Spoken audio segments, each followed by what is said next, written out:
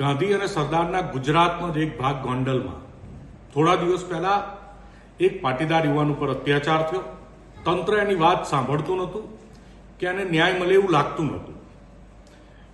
એ યુવાનની પીડા, એ યુવાનને ન્યાય મળે અને ગુજરાત સરકાર જે ગુંડાગીરી વિરુદ્ધ અભિયાન ચલાવી રહી છે, તો ગોંડલમાંથી પણ ગુંડાઓનો નાશ થાય અને ગુંડાઓ પર યોગ્ય કાર્યવાહી થાય, એના માટે થઈ અને મેં અવાજ ઉઠાવ્યો હતો. એ પરિવારનો પ્રશ્ન જે તે રીતે પતી ગયો હતો. એ પછી મેં એ વિવાદને કોઈ પણ રીતે કે એ વાતને મેં છંછેડી નથી. પણ કાલે અચાનક જ એ જ એરિયામાં મારા વિરુદ્ધ હાય હાયના નારા લાગે. મને એમ કે તમે ગોંડલમાં આવો. ભાઈ,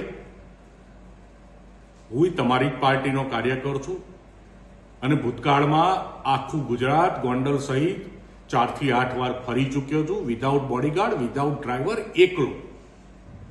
અને ફરીથી ને હવે સમય આવવાનો છે, હું આખું ગુજરાત ફરવાનો છું.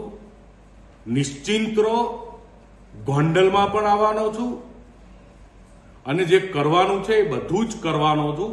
સમયની રાહ જુઓ. આવીશ, 100% આવીશ.